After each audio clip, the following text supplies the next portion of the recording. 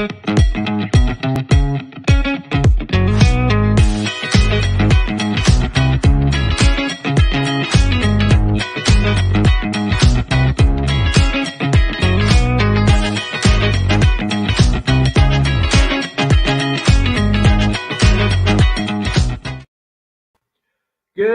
morning. How the devil are you today? How's your weekend been so far? Well, after yesterday's results, probably a little bit miserable. Well, you know what day it is. It's Sunday. It's 9:30 a.m. So it can only mean one thing. It's time for the famous Fox's Aftermath show, run by the fans, for the fans. Your opinion matters. So come on, get them comments in. Come on, let's get going. Welcome to Leicester Fan TV. Are you ready for the show? Thanks to our sponsors, ADT Taxis, Everards, Pukka Pies, Pink Car Leasing, Leicester Riders, Hollogram, The Fox's Arms, Peter's Pizzeria, Hope Against Cancer, and Newby Co estate agents. We want your views, we want your comments, so join us live. 5, 4, 3, 2, 1.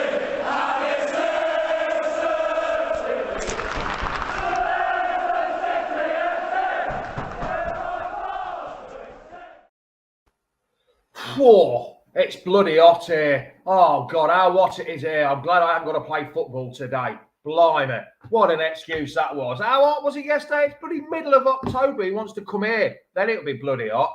Anyway, we're going to start off with the positive points. Clean sheet, didn't lose, and we're not bottom. Forest are bottom. We're not bottom. They're about the only three positives I can think about it. I've got two of my colleagues coming in. First is Tom. Morning, Tom. How are you, pal? Mate, sorry if I'm a bit rough this morning. I think I got like sunstroke from being in the King Power Stadium yesterday. It was so hot in there, mate. It must have been like 60 degrees or something. Like, you know. You missed one positive, mate. What's that? Colville are massive everywhere they go. We go. Colville are massive everywhere we go. Yes, I'll speak about them in a minute. They are Sean and our young hop along. Let's get him in. Our T-boy for the day. Morning, Reedy. How are you, mate? I'm good. How are you? I'm good. I bet you're over the moon. Your other team at bottom of the table. Loving it. Your two favourite teams at bottom of the table, 19th and 20th. Oh yeah. At least one of us are going to actually be out of the bottom three by after the weekend. Right, we'll start on one of the real positives points coming out of Leicester yesterday. Like Tom says, is Colville Town getting to the first round of the FA Cup for their first time ever. But on a bit of a downer, I know at least half a dozen people that are hardcore Leicester fans that went to their game yesterday instead of going to the City game. And I think we all know more people than that as well. Tom, are people voting with their feet? Because there was 1,000 seats left yesterday and there's 2,000 left on Thursday night for the Leeds game, mate. Are they voting with their feet? No, I think most definitely. I think the fans, the so-called glory hunters, are starting to get bored of watching Leicester play and have decided, oh, well, we're going to play like that. I ain't bother going down anymore. Look, Thursday night's a different night because you've got a lot of the family stand is empty. Obviously, kids, parents aren't going to take them on that kind of game. And the stupid kick-off, I'm not being funny, 8:15. You know, half seven would have been plenty of time to kick off on Amazon. Didn't need to make it a 8:15 kick-off. So, yeah, the Leeds game I can understand a little bit. Yesterday's game, well, like you say, 1,000 seats spare. Well, that's starting to tell me the fans are a bit bored of what we're doing. And Top was there yesterday and would have seen it. And it was reporting quite a few people's Twitter accounts on, you know, media journalism saying how empty the ground looked yesterday. Yeah, I don't know.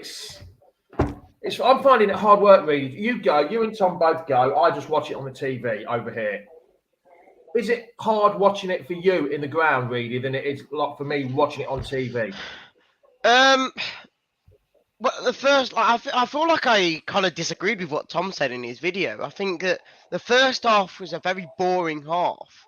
And the second half, we came out and we looked like a lot more aggressive, a lot better for the first 10, 15 minutes. And then we just lost it again. We just lost it because I feel like he brought Vardy on and then we just lost everything again. But I don't think that sort of game was always going to be a big score. I don't think it was just going to be either somebody will score and will win the game, or it'll just be a boring 0-0 like it was. And I just all I could take out of it, like you say, is we didn't concede. We just got a point, and hopefully move on to Leeds, where we can actually get a win in that one. Because I think if we had any sort of attempt on goal that was not straight at the keeper, I think we probably would have scored. I've got to disagree there, really. I think you're wrong about the game. The first half, I thought the first half was better. We played well. It was just in the middle of the pitch, we were great. But it's the defending side of it that I must admit has improved, Tom. 2 clean sheets out of 3. I know we haven't played the best of teams, but 2 clean sheets is better than conceding. And then in their penalty box, again, we just didn't have the final touch, did we, Tom? Like I said, the only reason for me that I felt the first half was better, I felt our link-up play between Barnes and Daka getting in around the penalty area was a lot sharper. I felt the second half, Barnes drifted out of the game completely. We didn't really see him in the second half, bar the one chance he made for the pullback for Maddison to sky over the crossbar wider than the post. I just felt the first half, the link-up play between the front 5 was a lot better. You know, Juba Hall get Daka away in the first half. Numerous occasions down the left-hand side, Daka got in and away into the penalty area, but didn't really have an option. Little 1-2 between Barnes and Daka in around the penalty area for the Barnes chance. Once again, first touch wasn't great from Barnes. If he gets a better first touch, he probably gets a shot away. He had another one in the second half. He gets a better first touch, he gets a better shot away. I just felt like the first half, we just seemed a little bit more on it, a little bit sharper. The second half, like you say, 3D, yeah, I agree, probably 15 minutes. But after that, I just felt like it was just drifting away, the game was. But the biggest concern in the whole game for me was how many passes it took us to get into the penalty area at times. But you looked at Palace, it was 2 passes through the middle of our midfield from defence to attack, and they were in on goal. Like, don't get me wrong, they didn't have many chances. The one main chance they had in the second half, Ward had a very good save. It's a fine save to get down and keep that ball out the net. But they didn't really cause any problems. But they got through us way too easy at times when they did go through us. It was probably more bad passing from their part in the final third than us, really defending that well. Clean sheet's a clean sheet, and I'll take it. We need them to build some confidence, but I still can't sit and say that I was excited watching the game yesterday. Oh no, I agree with that. It was a very boring game, I must admit. It was very hard to sit there and get behind the team. I'm cheer them as much as I can, but when you're watching some of the performances, it's really hard to sit there and go, that was all right. It's very stuttier at times. And like I say, the second half, there was not enough aggression. Well, as I said in my video, for me, once again, the tactics from Rodgers was nil and void in my view. Yeah. Aggie Frith said here, never really tested the keeper. We didn't. There was I think 3 shots on target, and maybe 3 or 4, and they were all directly at him. All right down the middle of the goal. There was no real test. I mean, both keepers, I think Ward only had made 1 save, and Guetti, whatever his name is, I think he only made 4 saves, but they were directly at him. Yeah, I say that the every shot we had, even from the few Maddison shots we had, we just looked like we didn't even test them at all, did we? There was no shots near the top bins. They were just all straight at him, and it was just easy saves for him. And I think if we actually made him try and save one, I think we probably could have scored. But again, it was just one where I just knew we just weren't getting any good shots off at him. See, like Lee Hinton has said, the Leeds game, Tom, is that the biggest game? We seem to be saying it every game this week, every game the last few weeks. It's a big game. It's a big game. When is it going to stop being big games for us, pal? Well, when you start pulling away from the relegation zone, simple as that. I think we've been in, you, probably not much as Reedy, but we've been to enough relegation parties and battles over the year, Jamie. And, we've seen enough fighting spirits in teams. I don't see that fighting spirit as much as Rodgers keeps making out. It was a strange one yesterday.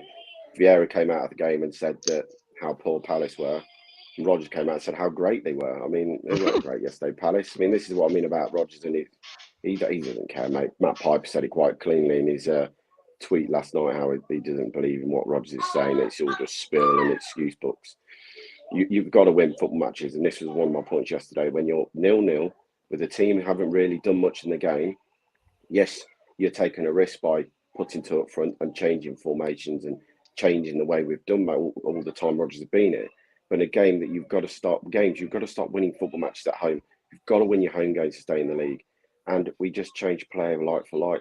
You give Nacho 5 minutes on the right wing to do what? You then have to put Maddison from right wing to left wing to do what? You know, for me, have some guts, Rodgers, and have some bravery about you. And change it and go, Maddison is coming on and he's going to the 10 position. Vardy is coming on for Tielemans or KDH. Now, no offence to them, they didn't do much yesterday. So why not take a risk and bring on Mendy for Samari, who's a bit more mobile in the part and to keep the battle in the middle there. Bring on Vardy for Tielemans, push Maddison into the centre and go 2 at top and really have a go at them. So you could leave Barnes floating on the ride. If fans can see it, why can't Reedy see it? Why can't Reedy see it? Sorry. Why can't Brendan see it? Sorry. Because he's too stubborn to do that. He won't change the way he plays. He won't change formations. I know people say, well, what do you do with Barnes? Leave him on the wing. Leave him out there. Leave him creating space. But at least you've then gone, yes, there might be a little bit of a flow down that right-hand side and they might have a go at us more. But you still got Mendy you can pull over if you need to. You know, you still got Maddison who can drop from that 10 into the right-hand side and then becomes a 4 in the middle of the park when you're defending. And Maddison does the right-hand side, who then drifts back into the centre. You don't really have a right-hand side, I accept that. At least Nacho then has got space out there. And he's not being, for me yesterday, the amount of times he went left and Cassagno's already there, he had no space to work in. So it's all about guts. It's all about having a bit of character as a manager and to say, right, you know what, this ain't working. The 4-2-3-1, the 4-3-3, they aren't working in these games. Let's change it. Let's go 4. I think not having Maddison 4-3-2, whatever you want to do, but try and just show some balls as a manager to change the system, and that's what he won't do for me. I don't think having Maddison in Leeds game will help us because it means that we're going to have to play a different way because he's playing Maddison on the wing or. Well, you can't play against Leeds, can it? No, I know, but that's the thing. Maybe that will help us change things up a bit. I'm going to call it now, mate, and say Perez will start on Thursday night. Hope so. Just before I bring Sean in, Mr. Colville, I haven't seen this interview. I don't know whether any of you have. Castagne looked a broken man in his interview after the game. It's plain and obvious the players are not playing for Brendan. I never saw that. Anyone see that interview? I looked at it, but I don't really read anything into that. I just think the players are all very downbeat at the moment, mate. They know they should be doing better than what they're at. But I also think there is this little of disbelief of what's going on between the manager and the players, as much as Johnny Evans comes out and tries to be like, we were glad to see him when we came back into training after the international break. I don't think all the players are feeling that, mate, if I'm honest. Yeah. I think that's just a captain trying to, settle the ship a little bit and make sure that there's a bit, there is something there. But I don't think it's there, mate. Yeah, right. I'm just going to bring Mr. Colville in for a couple of minutes. Let's be on a bit of a lighter note because Leicestershire did well. Part of Leicestershire did well. Colville is massive everywhere we go. Colville is massive everywhere we go. Everywhere we go. Oh, I'll tell you what, mate. You know what, Sean? I saw that video and it sounded like COVID is massive everywhere we go. It kept going, on the subtitles, it kept saying COVID. COVID is massive. Mate. Anyway, Sean, you were there yesterday at the Colville Town game.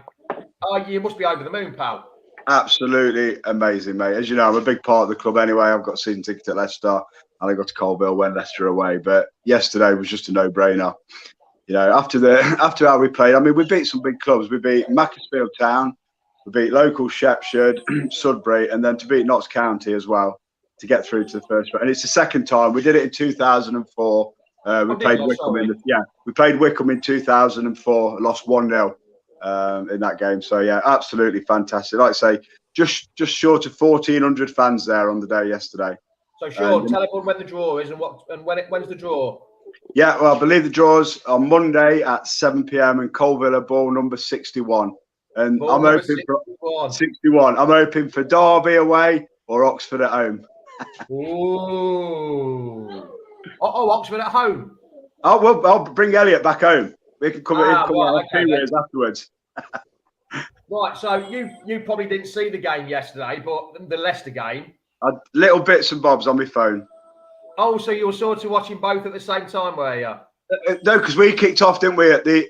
We kicked off at 3 o'clock. So yes, it was Nomads that kicked off at 12:30, wasn't it? Yeah, we were in the old Avery pub on the Trent, watching it on the phone there. So because they don't show football now.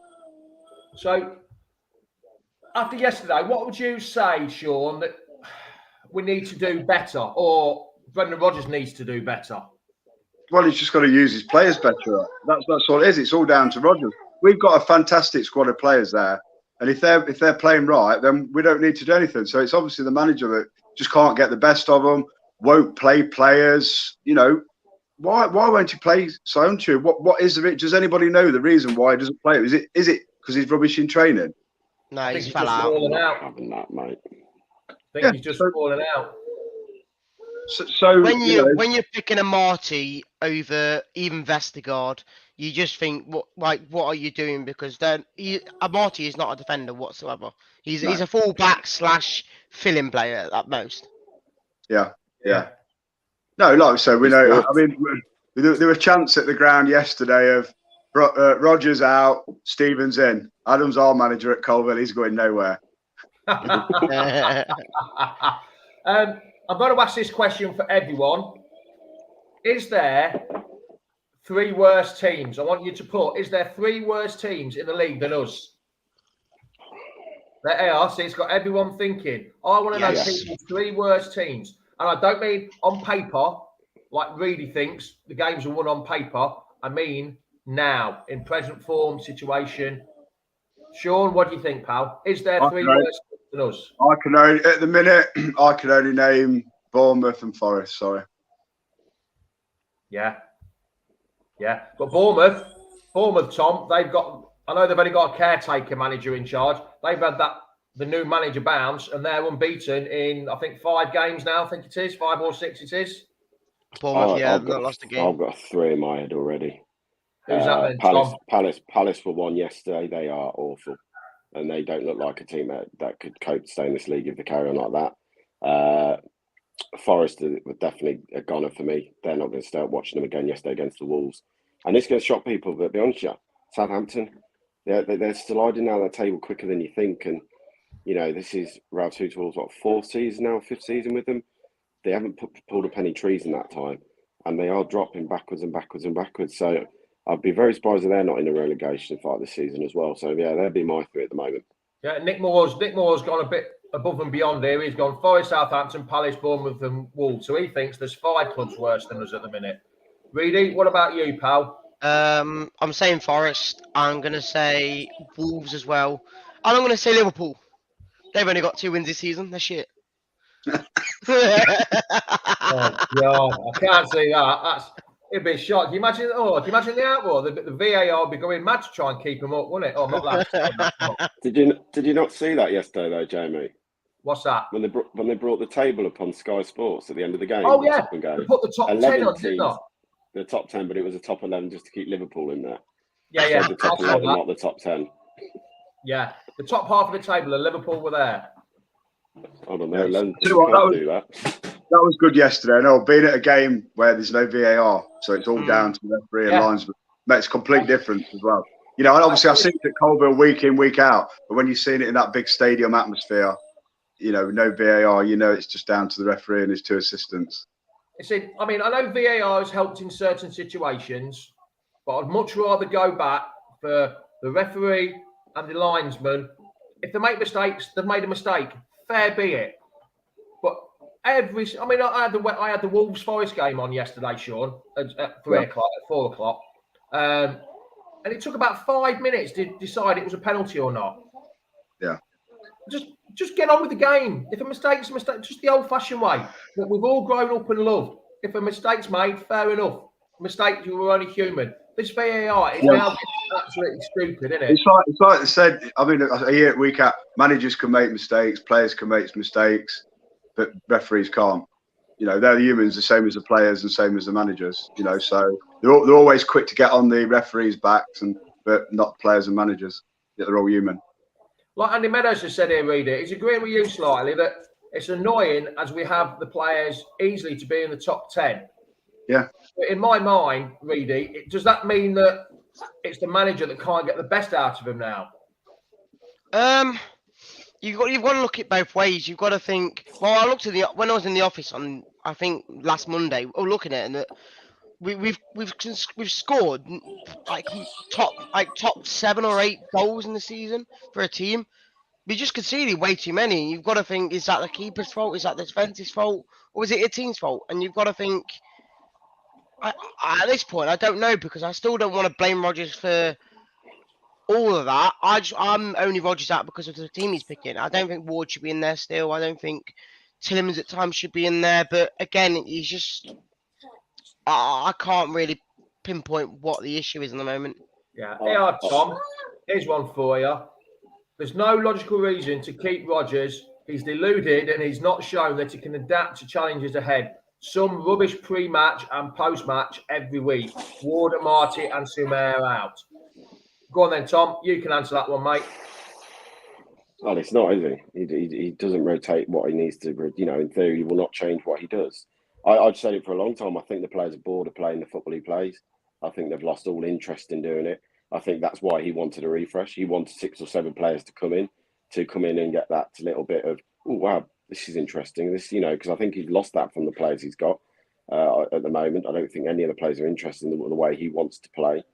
You know, they're quite happy, they'll do what they're told, but they don't look a happy bunch of players on that pitch and happy to play that way at the moment. Where if he'd got what he'd wanted, you know, that 6 or 7 players with new, fresh faces, it might have lifted the players in that dressing room. It might have gone, well, hold on a minute, he's all buying into Rodgers. We better get back involved with it. Otherwise, we're not going to be playing. It's that, you know, it's catch-2 that you bring players in and other players have to step up to the mark. Well, they've not had that because obviously we didn't sign many players in the summer. And I just feel, I just don't see the players are interested anymore. I don't think, I'm not going to say he's lost the dressing room because I don't think he's lost the dressing room. I just don't think the players are happy playing the way he wants them to play and feel they can play, they want to play. And then you keep hearing after every single game the same old bullshit. I mean, there's no way, it is utter bullshit after every single game. You wait got like a little black book in it, Tommy. Just, I've used that excuse, tick. I've used that excuse, tick. Yeah. I'll use that one this week. You know, we ain't had the snow yet, have we? So we've got snow coming up soon in December. And so if you look at it, it was the board to start with because he didn't get the summer. Then it was the fans making the players nervous. Then it was, you know, I could understand against Brentford when he made one change if he said the heat got to us. He only made one change, but he didn't even use that, you know, just said it was hot. Then yesterday it was, oh, well, they let the lads ran themselves into the ground. It was so hot yesterday. He, like I said before, for me personally, he doesn't want to be here. You don't see any like fight from him on the touchline. His hands in his pockets. He goes and talks to Mike Stow. He goes and talks to Lee Davis. He walks back, puts it in his pocket. He gets his book out, writes a few notes, puts it back in his pocket. You know, you want to win in a relegation battle on the sideline. For me, is if you're a player, if you want to look at him, having a go at you. I watched the Brentford-Brighton game the other night, and Brighton were losing 1-0. They did some good stuff. Even when they were doing good stuff, the manager was still ranting at the players to do better and trying to get it across them what to do. Even the stands there. It doesn't inspire you. Yesterday, Tom, I've seen the highlights of that. They were both having a good go at it. But they don't inspire you, does it? He doesn't inspire you to go out there and he doesn't lift the crowd. You know, look at Ranieri when things were quiet in there. He's walking the crowd up. He's trying to get people going. No one's spending Brendan Rodgers down there going like that to the crowds, singing songs and everything. But at least show some passion on the sideline to look like you care. Because at the moment, he doesn't look like a manager that cares. And I said before, we are sleepwalking to the championship at the moment. 5 points from 10 games. 28 games to go. 84 points to play for. I put out this morning. How many points can we get? At the moment, you've got to win, lose, and draw a game every 3 games. Win, draw, lose every 3 games to stay in the league. You can't see that even happening at the moment. No. Ethan's made a good point, Sean. Morning. I'm not hungry at Rodgers anymore. He clearly wants to pay off. Top is responsible now for any poor results. Top has let this drag on for too long. Well, Matt Piper, he put out, says you can't go blaming Top for this. There's got to be, I would say there's got to be some blame now towards the board for letting it, like Ethan said, for letting it go on, Sean, so long. Would you agree? Yeah, definitely. I mean, they've been saying, "Oh, don't blame Top." You know, look what he's done. Look what the family's done for the club. But you have to give up sometimes. You have to just say, right, enough's enough. It's time to move on. He's not doing the job. You know, Watford are quick enough to do stuff like that. You know, I mean, look how many men they've got a revolving door there. You know, so we can't be back in Top if he can't see what we're seeing. You know, he can't. It's 32,000 people screaming for Rodgers. Well, not quite 32,000. So why can't he see it? You know, financially, I know there's all this about money and stuff like that, but surely there must be ways around of getting rid of him.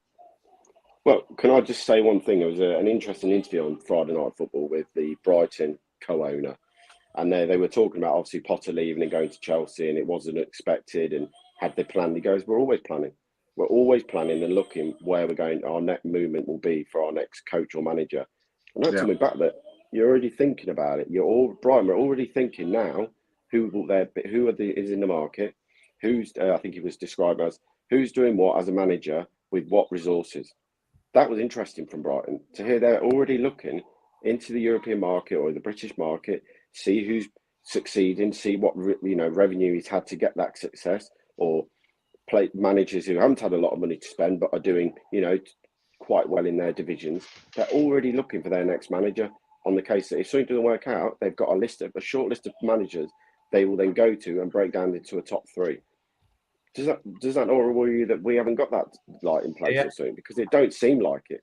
No, it's like you'd think if one club is doing that, we should all be doing the same, really. Yeah, it's like the councillor says. The board have made morning councillor, by the way. The board have made a decision to keep with Rodgers. Fans don't know everything. But then Andrew says Rodgers will get until the World Cup. Great. That's too late. Surely, lads. Read it. That's got to be too late.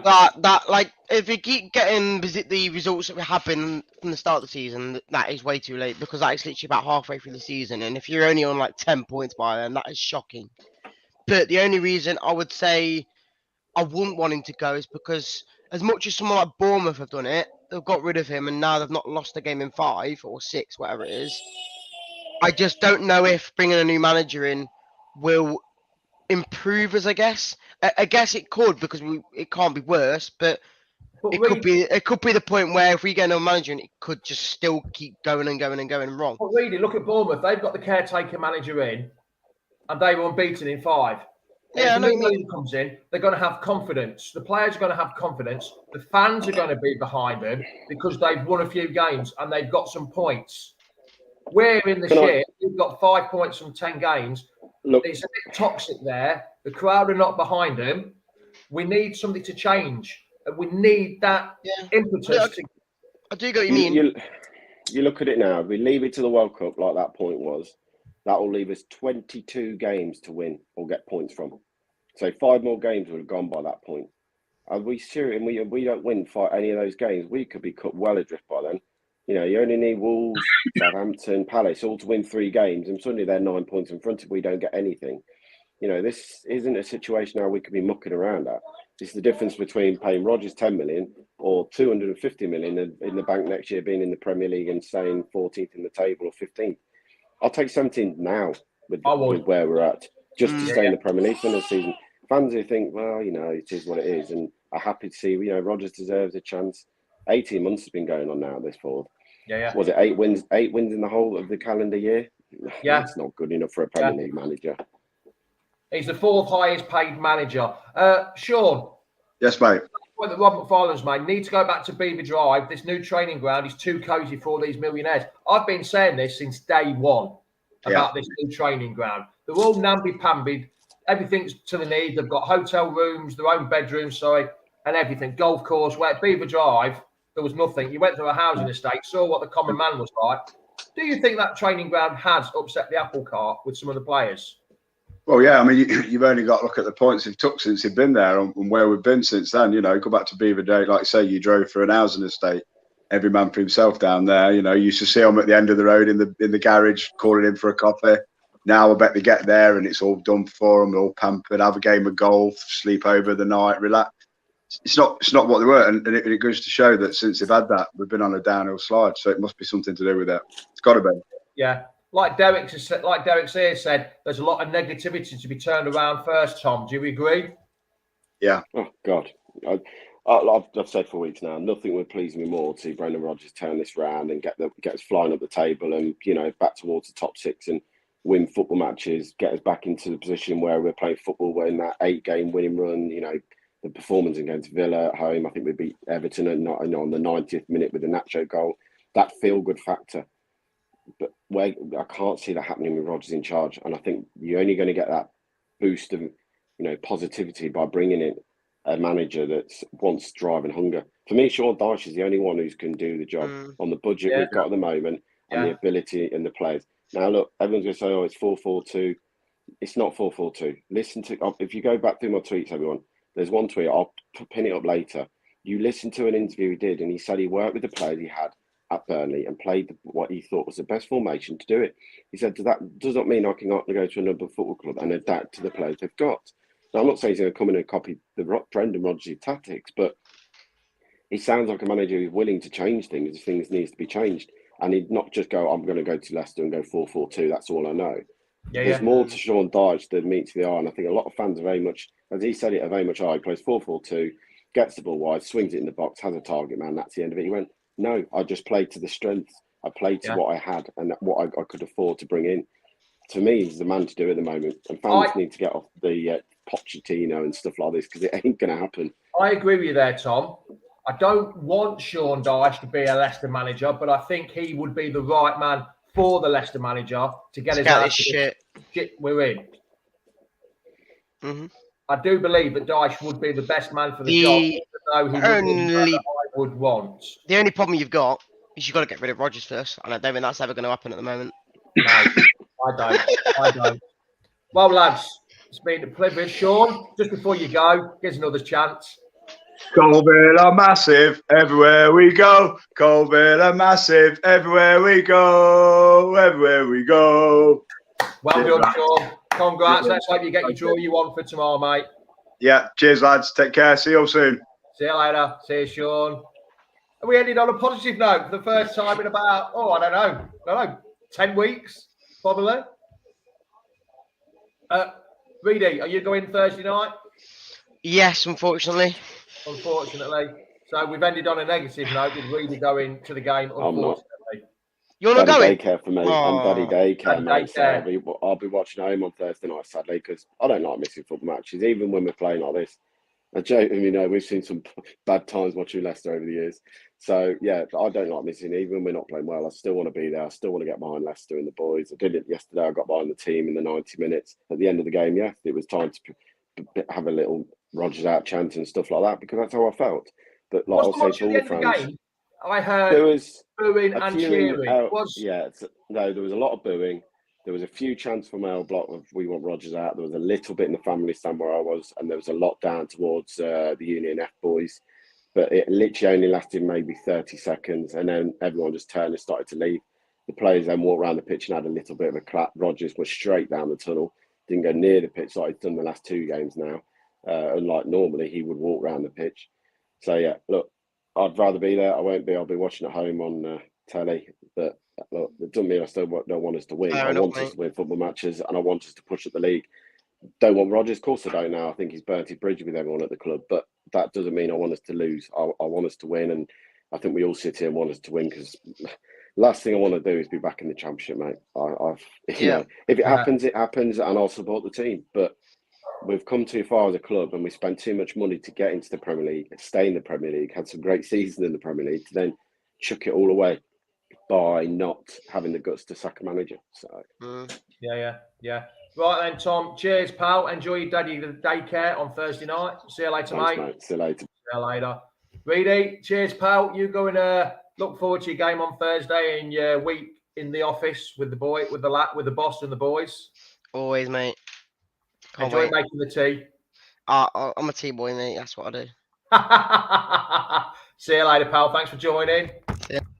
Right then, lads and lasses. Thanks for joining me once again. Much appreciated. You're getting up really early. I know it's hard times for Leicester at the minute, but just remember one thing. Next week, I start at 10 o'clock because the bar is closed.